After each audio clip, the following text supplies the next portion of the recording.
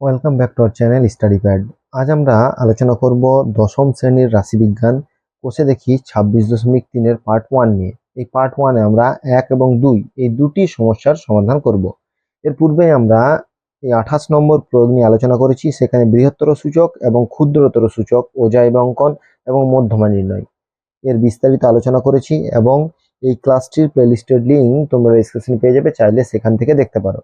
এর পূর্বে আমরা 26 অধ্যায়ের অর্থাৎ কোষে দেখি 26.1 ও 26.2 এর যে সমস্যাগুলি আছে সেগুলির সমাধান করেছি, তারও প্লেলিস্টের লিঙ্ক তোমরা ডেসক্রিপশনে পেয়ে যাবে, চাইলে সেগুলিও দেখতে পারো।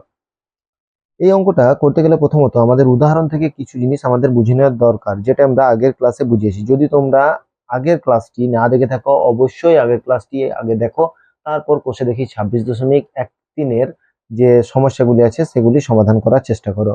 কারণ এখানে দেখো এক একটাই বলে দিয়েছে আমাদের গ্রামের 100টি দোকানের দৈনিক লাভ টাকায় দেওয়া আছে এবং ছকটি এখানে দেওয়া আছে। প্রতি দোকানের লাভ 0 থেকে 50 টাকা লাভ হয় কতটি দোকানের? 10টি দোকানের। 50 থেকে 100 লাভ হয় 16টি দোকানের।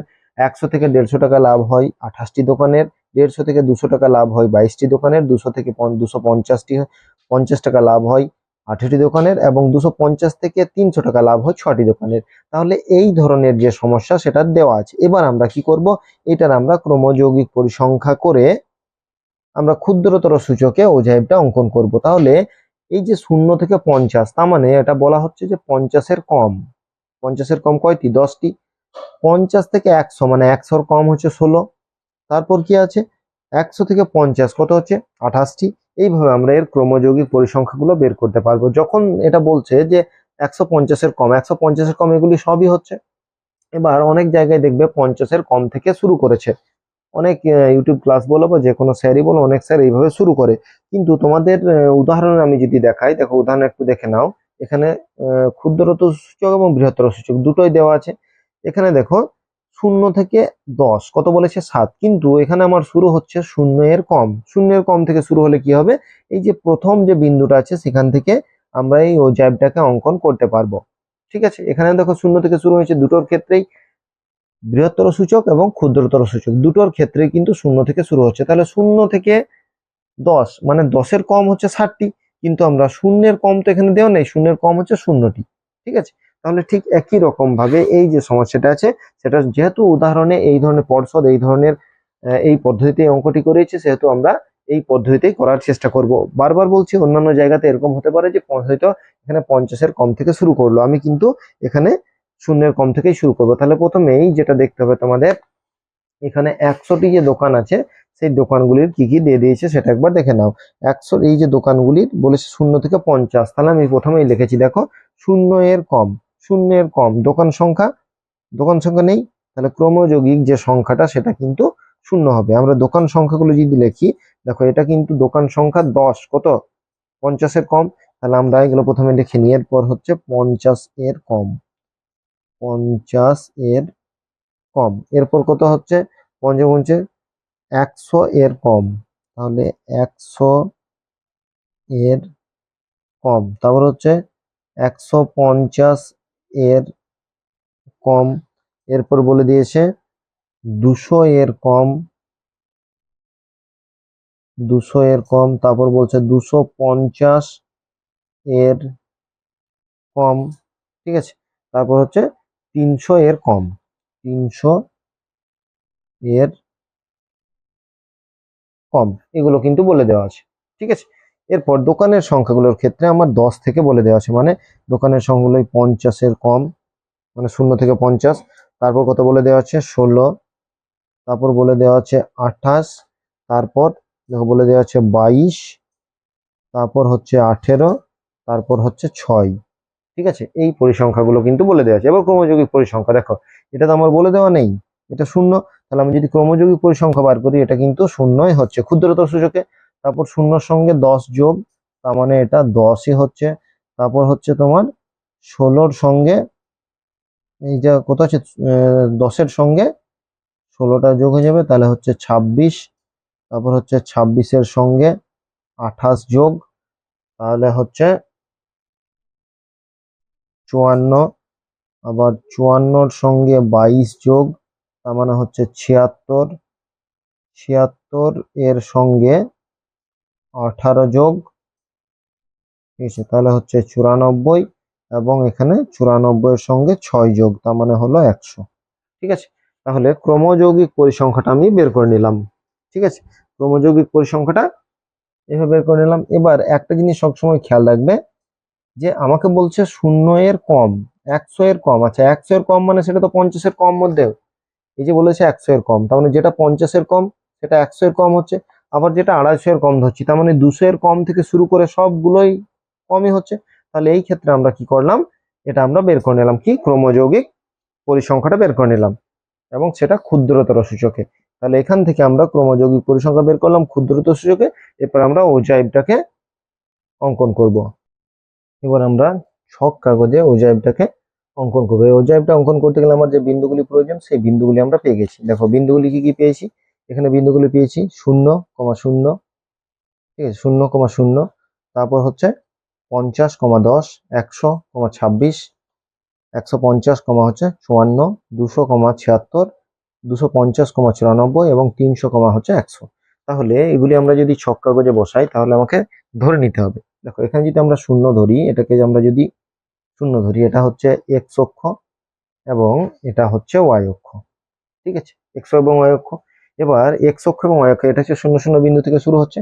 তাহলে আমরা যদি এগুলো ধরে নিই, দেখো এখানে আমরা লিখলাম 50, তারপর হচ্ছে 100, তারপর হচ্ছে 150, তারপর হচ্ছে 200, 200-র পর হচ্ছে 250, তারপর হচ্ছে 300। ঠিক আছে, তার মানে এখানে ছক কাগজের একটি ঘর, তার মানে আমি ধরে নিলাম 5 টাকা। ঠিক আছে, এবং এই দিকটায় যদি আমি লিখি, দেখো এই দিকটায় আমাকে কত পর্যন্ত লিখতে হচ্ছে, আমাকে 100 পর্যন্ত লিখতে হচ্ছে। ঠিক আছে, 100 পর্যন্ত লিখতে হচ্ছে। এখান থেকে শুরু যদি আমি করি 0, আমি এখানে 10, হচ্ছে 20, 30, 40, 50, 60, 70, 80, 90, 100, 110, 120, তার মানে আমি 5 ঘরকে দেখো 10 ধরছি। তার মানে এই যে ছক কাগজের একটি ঘর, ছক কাগজের একটি যে ঘর, সেই ঘরটাকে আমি 2 করে ধরছি। ঠিক আছে, দোকানের সংখ্যা 2টি দোকান ধরছি। তাহলে এটা আমাকে কি করতে হবে, এটা আমার লিখে নিতে হবে। তাহলে আমরা যখন লিখবো, এখানে প্রথমে আমরা লিখে নিই যে পুরো ভাষাটা আগেও যেমন বলেছিলাম ঠিক ওইভাবেই লিখতে হবে, যে এক্স অক্ষের, পুরো কথাটাই লিখবো, এক্স অক্ষের ক্ষুদ্রতম বর্গক্ষেত্রের একটি বাহুর দৈর্ঘ্য সমান, দেখো এখানে একটি বাহুর দৈর্ঘ্য, 10টিতে 50, তাহলে একটিতে কত 5, তাহলে লিখবো 5টি, এখানে আমার লিখতে হবে 5 টাকা। যেহেতু অঙ্কটা আমার কিসে আছে, এখানে দোকানের লাভ আছে, তার মানে হচ্ছে 5 টাকা। এবার আমরা ওয়াই অক্ষর লিখবো। ঠিক আছে, এবার আমরা ওয়াই অক্ষর লিখবো ঠিক একই রকম ভাবে। ওয়াই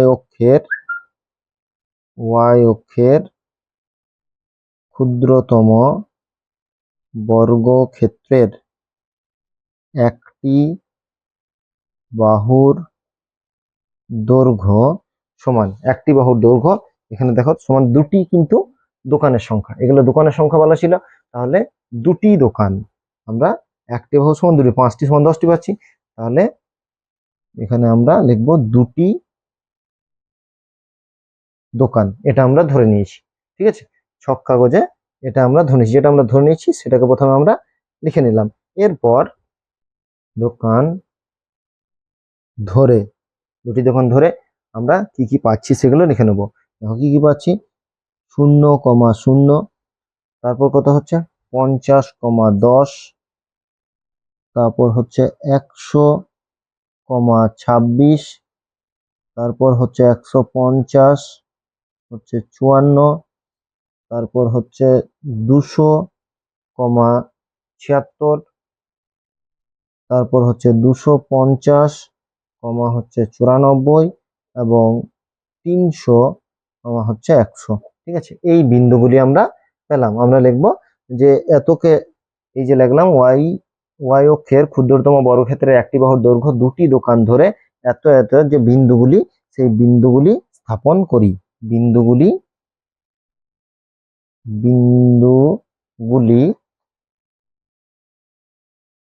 স্থাপন, এগুলো কিন্তু লিখতে হবে। ঠিক আছে, পুরো লেখাটাই কিন্তু লিখতে হবে। স্থাপন করি।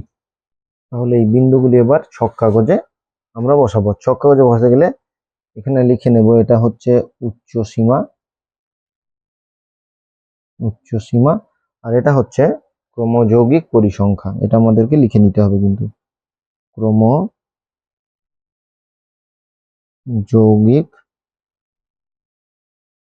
পরিসংখ্যা। ঠিক আছে, এই দুটো কথা আমরা কিন্তু লিখে নিলাম। এবার দেখো ওই বিন্দুগুলো আমরা বসাবো। প্রথম বিন্দু কত? 0 0, মানে এখান থেকে শুরু হচ্ছে। ঠিক আছে, 0,0 মানে এই বিন্দুটাই, তখন হচ্ছে 10, তাহলে 50 তখন হচ্ছে 10। ঠিক আছে, এর পরের বিন্দুটা কত? পরের বিন্দু হচ্ছে 100, তখন হচ্ছে 26, যখন 100 তখন হচ্ছে 26 20। ঠিক আছে, একটা ঘর 2 করে, তাহলে 3 ঘর, তার মানে হয়ে গেল 26। এরপর কত আছে? 150, তখন হচ্ছে 54, তাহলে 150 তখন হচ্ছে 54, এখানে হচ্ছে 50 আর 2 ঘর, মানে 1 ঘর, মানে হচ্ছে 50, এটা হচ্ছে 52, এটা হচ্ছে 54। এরপর হচ্ছে 200, যখন 200 তখন হচ্ছে 76, তাহলে যখন 200 তখন হচ্ছে 76, এখানে হচ্ছে 70, এখানে হচ্ছে 70 70 আর 3 ঘর যেতে হবে, তাহলে হয়ে যাবে 76 3 গুণে 6। ঠিক আছে, এরপর হচ্ছে 250 তখন হচ্ছে 94, 250 তখন হচ্ছে 94, এখানে হচ্ছে 100 100 আর এখানে হচ্ছে 4 94, সরি এখানে হচ্ছে 90 আর এখানে 4 94। যখন 300 তখন হচ্ছে 100, যখন 300 তখন হয়ে যাচ্ছে 100। এবার আমাকে এই বিন্দুগুলো কিন্তু ফ্রি হ্যান্ডে যোগ করতে হয়। ঠিক আছে, ফ্রি হ্যান্ডে যোগ, তাহলে এখানে কত? এখানে আমরা এগুলো একবার লিখে নিই, যে এখানে যখন 50 তখন হচ্ছে 10।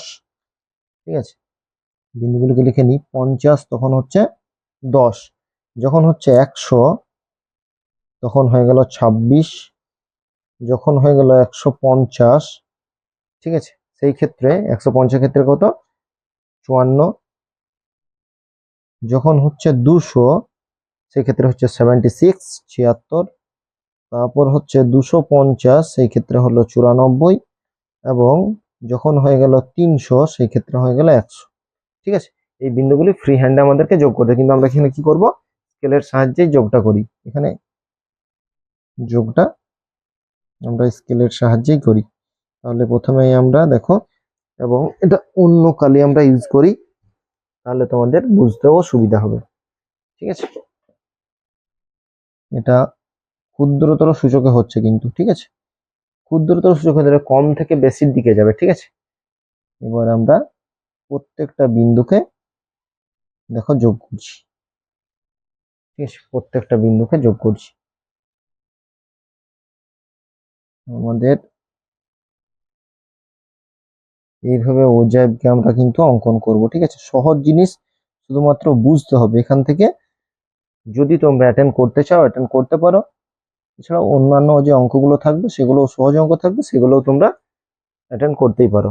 ঠিক আছে, তাহলে এই যে আমি একটা বিন্দু ধরে নিয়েছিলাম, মানে 0 থেকে শুরু হচ্ছে, এখান থেকে 0,0। ঠিক আছে, আমাদের যেহেতু 0,0 একটা বিন্দু দেখো আছে, আমরা যখন করেছিলাম এখানে তখন কিন্তু আমরা সেটা পেয়েছিলাম। এটা কি পেয়ে গেলাম? এটা পেয়ে গেলাম ওজাইব। ঠিক আছে, আমরা লিখবো যে ওজাইব ক্ষুদ্রতর সূচকে। ঠিক আছে, এটা আমরা পেয়ে গেছি ওজাইব, এটা কিন্তু ক্ষুদ্রতর সূচকে লিখবো ওজাইব, এটা হচ্ছে ক্ষুদ্রতর সূচক। ঠিক আছে, তাহলে এখানে আমরা যে বিন্দুগুলো ছিল সেই বিন্দুগুলো দিয়ে ওজাইব স্থাপন, তাহলে আমরা এখানে বিন্দুগুলি স্থাপন করলাম। ঠিক আছে, এখানে এই পর্যন্ত আমরা লিখেছিলাম। এরপর আমরা যেটা লিখবো, বিন্দুগুলি স্থাপন করলাম এবং এবং বিন্দুগুলি যুক্ত করে যুক্ত করে ক্ষুদ্রতর সূচকে অজাইব অঙ্কন করলাম। ঠিক আছে, পুরো এগুলো কিন্তু লিখতে হবে যে এক্স অক্ষ বরাবর কি ধরছি, ওয়াই অক্ষ বরাবর কি ধরছি সেটা প্রথমে লিখে নেব। লেখার পর যে বিন্দুগুলি সেগুলিকে লিখবো, সেই বিন্দুগুলি আমরা ছক কাগজে স্থাপন করব। স্থাপন করার পর সেগুলিকে যুক্ত করব এবং যুক্ত করে যেটা পাবো সেটা হচ্ছে ওজাইব। এবং এটা এখানে যেহেতু বলে দিয়েছে ক্ষুদ্রতর সূচক, সেহেতু আমরা ক্ষুদ্রতর সূচকে ওজাইবটা বের করলাম। তাহলে এখানে যে সমস্যাটা দেখো বলা হয়েছিল, এখানে যে সমস্যাটা বলা ছিল 100টি দোকানের দৈনিক লাভ টাকার পরিমাণ এই ছকটি দেওয়া আছে, ক্রমযৌগিক পরিসংখ্যা ক্ষুদ্রতর সূচকের তালিকা তৈরি করে কাগজে ওজাইব অঙ্কন করি। তাহলে আমরা দেখো ওজাইবটা আমরা অঙ্কন করলাম। ঠিক আছে, এখানে আমরা দেখো ওজাইবটা খুব স্পষ্ট ভাবে সবসময় চেষ্টা করবে এগুলো পরিষ্কার পরিচ্ছন্ন ভাবে করার, কারণ পরিষ্কার পরিচ্ছন্ন ভাবে না করলে কিন্তু বুঝতে পারবে না। এখানে ক্রমযৌগিক পরিসংখ্যাটা লিখবে, এখানে যেটা ধরছি সেটা পারলে এখানে কিন্তু লিখে দিতে পারো। এই যে কথাগুলো আমি লিখেছি, তোমরা এখানে যে ছকের নিচে লিখেছি তোমরা এখানেও লিখে দিতে পারো, লিখলে ভালো। ঠিক আছে, তাহলে একের দাগে যে সমস্যা ছিল সেটার সমাধান করলাম। এরপর আমরা দুইয়ের দাগের সমস্যাটা কি বলেছে সেটার সমাধান করার চেষ্টা করব। এবার আমরা দুয়েরটা দেখবো। দেখো দুয়েরটাই কি বলা হয়েছে, দুয়েরটাই বলেছে যে নিবেদিতাদের ক্লাসের 35 জন শিক্ষার্থীর ওজনের তথ্য দেওয়া আছে। ওজনের তথ্য এখানে দিয়ে দিয়েছে। ঠিক আছে, তাহলে ওজনের দেখো 35 জন, এখানে আছে 35 জন, তার মানে ক্রমযৌগিক পরিসংখ্যাটা আমার এখানে দেওয়া আছে। ঠিক আছে, তাহলে বলছে 38-এর কম, 40-এর শূন্য থেকে কিন্তু শুরু হয়নি, 38 থেকে শুরু হয়েছে। 40-এর কম, 42-এর কম, 44-এর কম, 46 এবং 52-এর কম, এখানে প্রত্যেকটা সংখ্যা থেকে আস্তে আস্তে বাড়তে আছে, অর্থাৎ ক্রমযৌগিক পরিসংখ্যাটা কিন্তু আমার এখানে দেওয়াই আছে। কি করে বুঝলাম, এখানে যখন দেখবো এই যে যতজন শিক্ষার্থী বলেছে শেষে যদি সেটাই মিলে যায় তাহলে জানবে ক্রমযৌগিক পরিসংখ্যাটা দেওয়া আছে। এবং আরো একটা কি, এখানে দেখেই বুঝতে পারছি যে এটা ক্রম অনুসারে বাড়ছে, অর্থাৎ যত নিচের দিকে যাচ্ছে তত বেড়ে যাচ্ছে। এটা কিসে, ক্ষুদ্রতর সূচকে। দেখো এখানে বলা আছে প্রদত্ত তথ্যের ক্রমযৌগিক পরিসংখ্যা ক্ষুদ্রতর সূচক তালিকায় সাহায্যে ছক কাগজে ওজাইব অঙ্কন করি এবং লেখচিত্র থেকে মধ্যমা নির্ণয় করি, সূত্রের সাহায্যে মধ্যমা নির্ণয় করে যাচাই করি। তাহলে একটা মধ্যমা আমাকে নির্ণয় করতে হবে এবং আর একটা কি করতে হবে, মধ্যমা নির্ণয় করতে হবে ওজাইবের সাহায্যে, আর একটা নির্ণয় করতে হবে সূত্রের সাহায্যে। ঠিক আছে, দুটো ভাবেই কিন্তু আমরা এর আগেও অর্থাৎ যখন আমরা এই প্রয়োগটা করেছিলাম তখন আমরা করেছি। এক্ষেত্রেও ক্ষুদ্রতর সূচক, তাহলে প্রথমেই দেখো ছকটা আমি করে নিয়েছি। ঠিক আছে, যে ছকটা আছে 38-এর কম থেকে শুরু হয়েছে, আস্তে আস্তে এটা বেড়ে গেছে। ঠিক আছে, 38-এর কম থেকে শুরু হয়ে একদম 52-র কম পর্যন্ত। তাহলে ছক কাগজ যখন আমি করব এই ক্ষেত্রে আমাকে কিন্তু ধরতে হবে এক্স অক্ষ বরাবর এবং ওয়াই অক্ষ বরাবর। এখানে আমরা যে ছকটা দেখো, আমরা দুইয়ের ক্ষেত্রে একটা ছক আমরা এখানে অঙ্কন করেছি। এবং এই দুইয়ের ক্ষেত্রে আমরা যদি দেখি 35, তার মানে আমরা যদি 35 ঘর, তার মানে 35 মানে এক একটা ঘরকে যদি আমরা দুজন করে ধরি, দুজন করে, এখানে কিন্তু শিক্ষার্থীর সংখ্যা দুজন করে ধরি, তাহলে কিন্তু আমাদের 70টা ঘর লাগছে। ঠিক আছে, একটা ঘর সমান দুজন শিক্ষার্থী, তাহলে এখানে দেখো 1 2 3 4, এখানে 70টা আমার হয়ে যাবে। তাহলে এটা হচ্ছে ওয়াই অক্ষ বরাবর এবং এটা হয়ে গেল এক্স অক্ষ বরাবর। তাহলে এগুলোকে আমাকে ধরে নিতে হবে। এবং এগুলো আমি কি করব দেখো, তাহলে আমি কি বলছি যে আহ, এখান থেকে আমরা দুই ঘর, তাহলে আমরা যেখানে দুই ঘর তার মানে হচ্ছে 20, এখানে হচ্ছে 10, তার মানে এখানে আমরা লিখবো 5। ঠিক আছে, দুই ঘর করে ধরছি।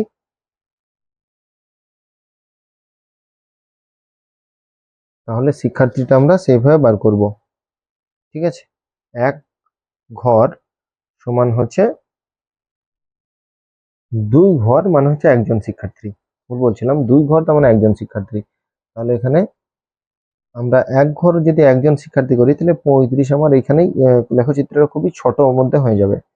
এখানে 20 30 35 এই পর্যন্ত আমার চলে আসবে লেখচিত্রটা। আমরা একটু বড় করে করব, তার জন্য আমরা একটু বেশি করে ধরে নিচ্ছি। ঠিক আছে, তাহলে প্রথমটা হচ্ছে 0, তারপর এখানে লিখবো 5 10, তারপর হচ্ছে 15 20 25 30 35। ঠিক আছে, 70 ঘর পর্যন্ত যাওয়ার পর আমি 35 পেয়েছি। ঠিক আছে, আর একটা আমি যদি ধরি, দেখো এখানে আমার প্রথম থেকে আমার দেওয়া নেই। ঠিক আছে, আমরা এখান থেকে ধরবো। ঠিক আছে, 38, এটা হচ্ছে 38, তারপর 40 তারপর হচ্ছে 42, তারপর 44, 46, 48, 50, 52 পর্যন্ত দেওয়া আছে। তাহলে আমরা এই ক্ষেত্রে আমাদের 38 কি আছে দেখো, 38 কিগ্রা আছে। ঠিক আছে, তাহলে 4 ঘর সমান আমরা 1 কিগ্রা ধরবো, তাহলে 8 ঘর, তার মানে এখানে হবে 40। ঠিক আছে, 8 ঘর সমান হচ্ছে 2 কিগ্রা, তাহলে এখান থেকে 8 ঘর, তার মানে হচ্ছে 16, মানে এখানে হবে 42। 42 থেকে আরো 8 ঘর আমরা ধরে নেব, এখানে হবে 44। 44 থেকে 8 ঘর মানে হবে 46, 2 করে আমরা ধরছি। ঠিক আছে, 1 কিগ্রা সমান হচ্ছে 4 ঘর, মানে 4 ঘর সমান 1 কিগ্রা, তাহলে এখান থেকে আবার 8 ঘর, তার মানে হবে 48। 48 থেকে আবার 8 ঘর, তার মানে হবে 50। 50 থেকে 8 ঘর, ঠিক আছে, তার মানে হবে 52। ঠিক আছে, এখানে দেখো 52 পর্যন্তই আছে। তাহলে এগুলোকে আমাদের ধরে নিতে হবে। এটা হচ্ছে উচ্চ সীমা, এটা হচ্ছে উচ্চ সীমা, এটা আমরা লিখে নেব, এটা হলো উচ্চ সীমা, আর এটা হলো ক্রমযৌগিক পরিসংখ্যা। ক্রমযৌগিক পরিসংখ্যা শিক্ষার্থীর সংখ্যা এখানে। ঠিক আছে, এখানে হচ্ছে শিক্ষার্থী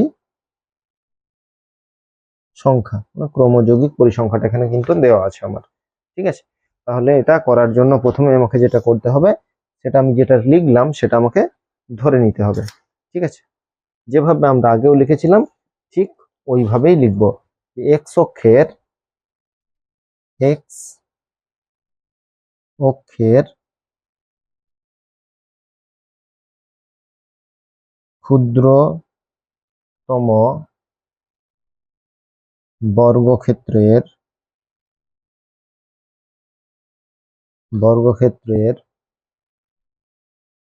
4টি বাহুর দৈর্ঘ্য সমান 1 কিগ্রা। ঠিক আছে, এই যে ধরেছি 4টি বাহুর দৈর্ঘ্য সমান হচ্ছে 1 কিগ্রা, এখানে তাহলে 2 কিগ্রা হচ্ছে, এখানে হচ্ছে 39, এখানে 40, তাহলে 2 কিগ্রা হচ্ছে, তার জন্য 8 ঘর পর পর আমরা ধরে নিয়েছি। ঠিক আছে, এবং লিখবো ওয়াই অক্ষের ক্ষুদ্রতম বর্গক্ষেত্রের দুটি বাহুর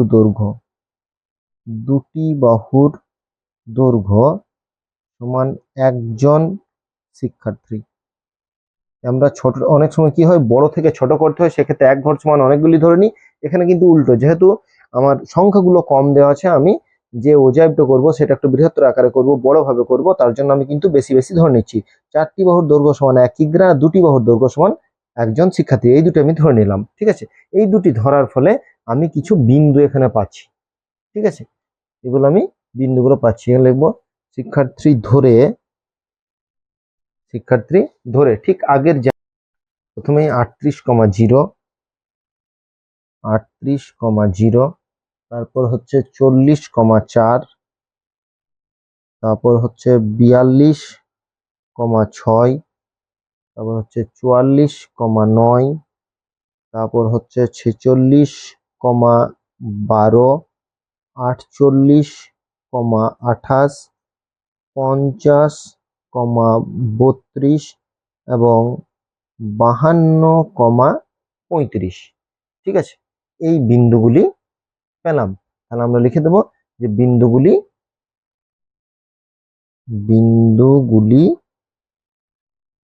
স্থাপন করলাম। এখনো করিনি, করব, কিন্তু আমি এটা আগে থেকে লিখে রাখবো। এবং আরো লিখবো যে বিন্দুগুলি যোগ করে ক্ষুদ্রতর সূচকে ওজাই পেলাম, এর পরে আমরা লিখবো। ঠিক আছে, তাহলে বিন্দুগুলি প্রথমে আমরা ছক কাগজে স্থাপন করি। তাহলে প্রথমেই যেটা আমার বলেছে 0, 38। ঠিক আছে, প্রথমে যেটা বলেছে 38, 0, সরি ভুল বললাম, 38, 0, এখানে 38, তাহলে এখানেই 0, আমরা অন্য কালিতে এটা করব। প্রথমটা হচ্ছে 38, 0, তারপর এটা কত, যখন 40 তখন হচ্ছে 4। ঠিক আছে, তাহলে এখানে 2 ঘর করে, তার মানে 8 পর্যন্ত যেতে হবে, 8 পর্যন্ত আমি চলে গেলাম। যখন 42 তখন হচ্ছে 6, তার মানে 12 পর্যন্ত যেতে হবে। ঠিক আছে, কোন ঘরে ঠিকঠাক করছি কিনা এটা কিন্তু দেখতে হবে। তারপর আবার 8 ঘর। ঠিক আছে, তাহলে যখন 44 তখন হচ্ছে 9, 9 মানে হচ্ছে 18, তাহলে এখানে হচ্ছে কত হচ্ছে, যখন 44 তখন 9 মানে হচ্ছে 18 ঘর পর্যন্ত যেতে হবে আমাকে। 44 এখানে হচ্ছে তোমার 18 ঘর মানে হচ্ছে এখানে 15, 15 আর এখানে 3, 18। 10 থেকে 1 কম, 2 ঘর মানে 1 কম, ঠিক আছে, তার মানে 9। এরপর হচ্ছে 46, 46 তখন কত, 12, 46 তখন হচ্ছে 12, তার মানে এখানে হলো 10, 10 এখানে হলো 11, এখানে হলো 12, ঠিক আছে। 46 তখন হয়ে গেল 12। এরপর কত, এরপর হচ্ছে 48 তখন হচ্ছে 28, তখন 48 তখন হচ্ছে 28, 28 যখন 48 তখন হবে 28, 28 মানে কত হবে, 28 দুগুণে এখানে হচ্ছে 20, এখানে হচ্ছে 25, ঠিক আছে, 25, 26, 27, 28, ঠিক আছে, এখানে হয়ে গেল 28। এরপর আমরা দেখব কত আছে, যখন 50 তখন 32, দেখো এখানে 50 আছে, তাহলে 50-এর সোজাতে আমরা চলে যাব। 50 যখন 50 তখন হচ্ছে 32, 30 এখানে হবে 31, দেখো ভালো করে দেখো, 2 ঘর মানে 31, এখানে হলো 32, যখন 50 তখন 32। এরপর কত আছে, 52 তখন 35, যখন 52, দেখো এই একটা ঘর পরে আছে, 52 তখন হচ্ছে 35, মানে এই ঘরটা।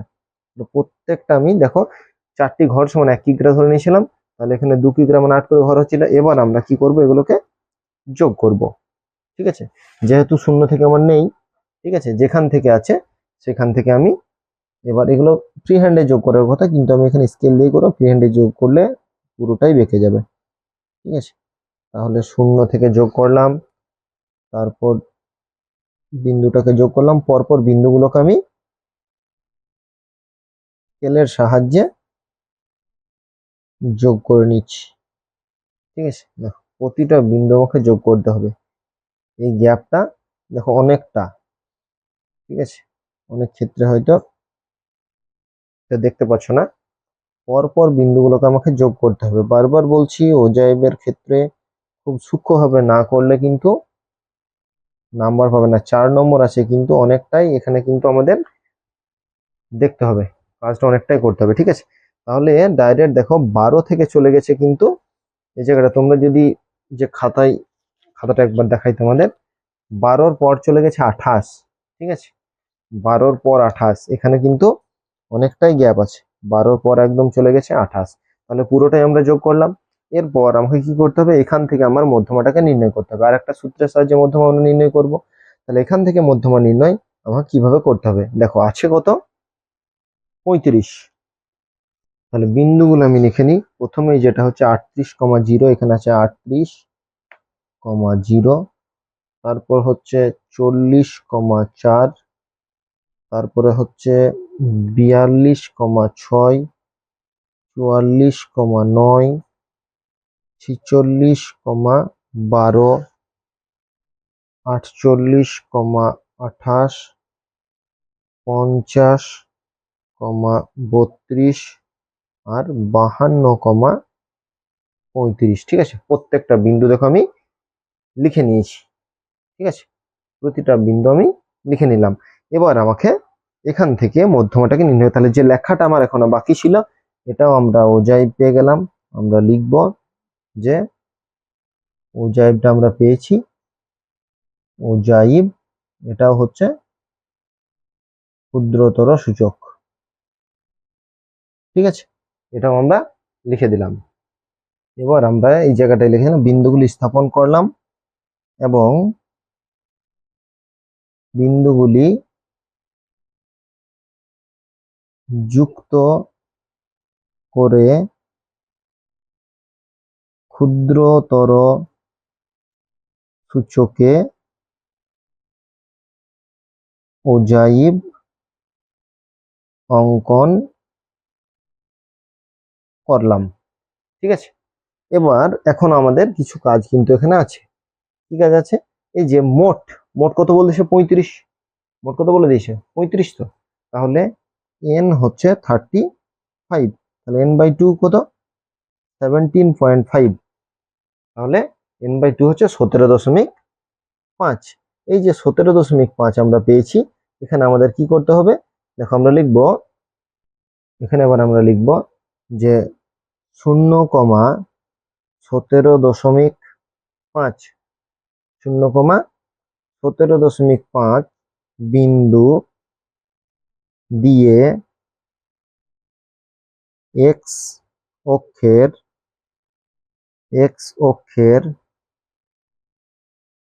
সমান্তরাল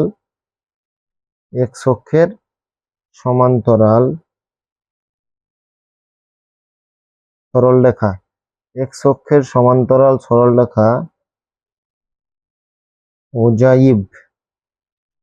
ওজাইবকে পি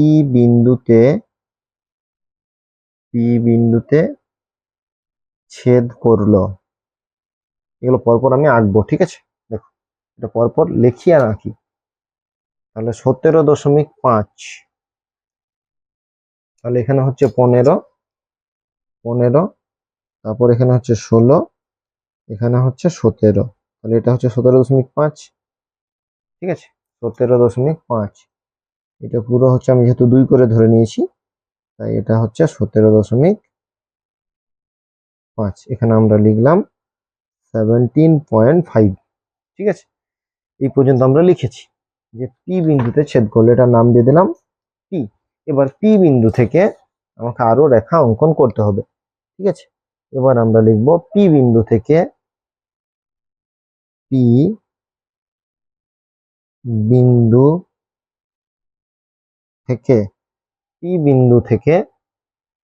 কার উপর টাঙবো? পি বিন্দু থেকে ও এক্স এর উপর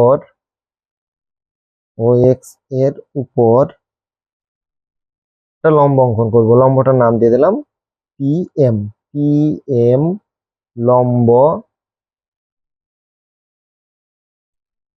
অঙ্কন করলাম। লম্ব অঙ্কন করলাম যা এক্স অক্ষকে এম বিন্দুতে ছেদ করে, ঠিক আছে? এবার আমরা লিখব যে অতএব বিন্দুর স্থানাঙ্ক, ওই যে বিন্দুর স্থানাঙ্কটা পাবো সেটাই কিন্তু হয়ে যাবে মধ্যমা, নির্ণেয় মধ্যমা, ঠিক আছে? তাহলে আমরা স্থানাঙ্কটা দেখি। তাহলে আমাকে এখানে একটা লম্ব আবার অঙ্কন করতে হচ্ছে। তাহলে 17.5 থেকে একটা লম্ব আমি অঙ্কন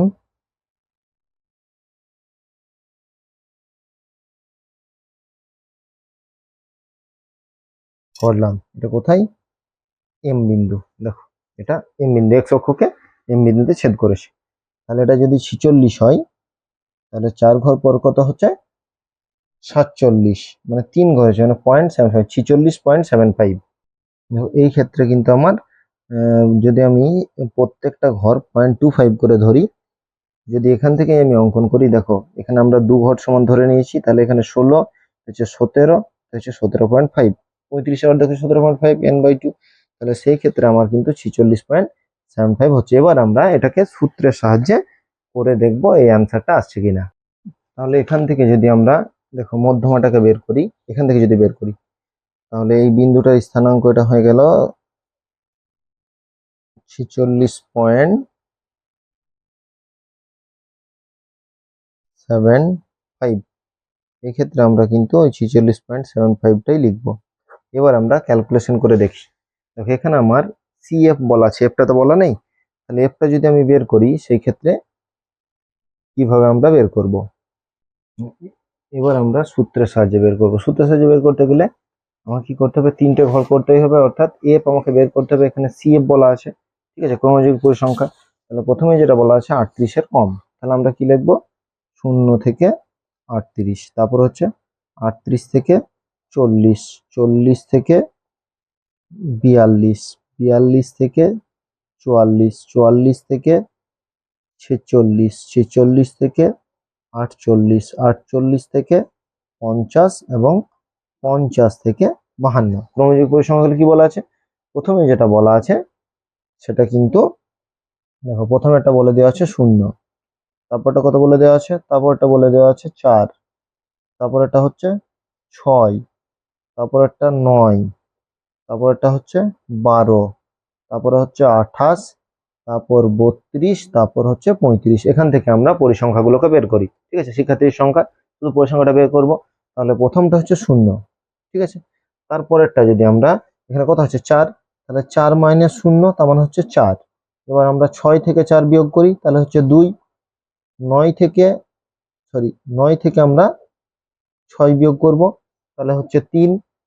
আবার আমরা 12 থেকে 9 বিয়োগ করব, তাহলেও হচ্ছে 3।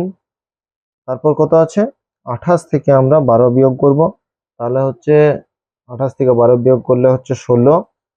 তারপর হচ্ছে 32 থেকে 28 বিয়োগ করব, তাহলে হচ্ছে 4।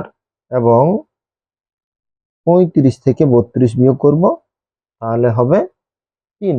তাহলে এখানে আমরা কি করলাম, পরিসংখ্যাগুলো পেয়ে গেলাম। এগুলো তোমরা যদি যোগ করো, এখানেও দেখবে তোমরা 35ই পেয়ে যাবে। দেখো, 7, 7 আর এখানে 16 হচ্ছে 23, 23, 26, 26 আর এখানে 29, 29 আর 6 হচ্ছে 35। ঠিক আছে, এবার আমরা এন আমরা জানি, এন কত হচ্ছে, এন হচ্ছে 35। তাহলে এন যদি 35 হয়, তাহলে এন বাই 2 কত, 17.5। ঠিক আছে, এন বাই 2 17.5। তাহলে 17.5 কোথায় আছে দেখো, 12-র বেশি, 12-র বেশি মানে তো 28, মানে 17 আমাকে নিতে হবে কত, 17.5 নিতে হবে। তাহলে আমাকে কি করতে হবে, বেশিটাকে নিতে হবে। তার মানে আমাকে এই শ্রেণীটা, এটা হচ্ছে মধ্যমা শ্রেণী। ঠিক আছে, এটা যেটা পেলাম সেটা হচ্ছে মধ্যমা। তাহলে আমরা এবার লিখব যে এত এর থেকে ঠিক বেশি ক্রমযৌগিক, যেভাবে মধ্যমা বের করতাম, ক্রমযৌগিক ক্রমযৌগিক পরিসংখ্যা, ক্রমযৌগিক পরিসংখ্যা কত হচ্ছে, 28। ঠিক আছে, এখানে আমরা যেটা পেলাম যে 17.5 এর থেকে কত বেশি হচ্ছে, 28টা বেশি হচ্ছে। ঠিক আছে, তাহলে শ্রেণী মধ্যমা বা মধ্যমা শ্রেণী, মধ্যমা শ্রেণী, মধ্যমা শ্রেণীটা কত হবে, মধ্যমা শ্রেণীটা হবে 46 থেকে 48। তাহলে আমরা লিখবো 46 থেকে 48। তাহলে আমরা এন বাই 2 পেয়ে গেছি। এল কত, এল হচ্ছে 46। এইচ কত, এইচ হচ্ছে 2।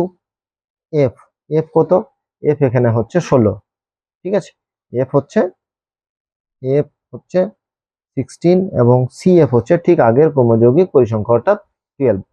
ঠিক আছে, এবার আমরা মধ্যমা বের করব, নির্ণেয় নির্ণেয় মধ্যমা। তাহলে যে ফর্মুলা আছে সেই ফর্মুলা আমরা পুট করবো, তাহলে হচ্ছে এল, এখানে হচ্ছে প্লাস ব্র্যাকেটের মধ্যে N by 2 minus CF by F into H. ঠিক আছে, এবার এই মানগুলোকে আমরা লিখবো। এল এর মান কত, এল এর মান 46 প্লাস এন বাই 2 কত, এন বাই 2 হচ্ছে 17.5। তাহলে 17.5 মাইনাস 12। এফ কত, এফ হচ্ছে 16, এইচ, এইচ হচ্ছে 2। তাহলে 46 যুক্ত, এখানে আমাদের বিয়োগ করলে কত হচ্ছে 5.5 বাই 16 ইন্টু 2, তাহলে কত হচ্ছে 8। ঠিক আছে, তাহলে হয়ে গেল 8। তাহলে 46 এখানে হচ্ছে আমার 55, এখানে 10টা নিচে নিয়ে নিলাম। ঠিক আছে, এবার যদি আমরা কাটাকাটি করি, তাহলে 5 11 55 আর এটাকে 5 2 10, তাহলে হচ্ছে 46 প্লাস 11/16। ঠিক আছে, 11/16। তাহলে আমরা যদি এটা ক্যালকুলেশন করি, এটা ক্যালকুলেশন করলে কত হবে দেখো, এটা ক্যালকুলেশন করলে 11কে 16 দিয়ে যদি ভাগ করা হয়, দশমিক নিয়ে প্রথমে একটা শূন্য নিয়ে নিলাম, 5 ষোলং 80, 6 ষোলং 96, এখানে হচ্ছে 6 ষোলং 96, তার মানে আবার আছে 1 4, এখানে হচ্ছে 0। ঠিক আছে, 9 ষোলং 104, 8 ষোলং। ঠিক আছে, 8 16, এখানে হচ্ছে 6টা 48 এর 8, 100 বা 128 আবার 120, ঠিক আছে। তাহলে এই ক্ষেত্রে আমরা 7 × 112, তাহলে 0.69, তাহলে হচ্ছে 46.69 এটা হয়ে যাচ্ছে, তাহলে 46.69 এটা হয়ে গেল মধ্যমা। যেহেতু এখানে 0.687 আছে, মানে 0.69 লিখতে পারি। কিন্তু যখন আমরা এখানে বের করলাম, এখানে দেখো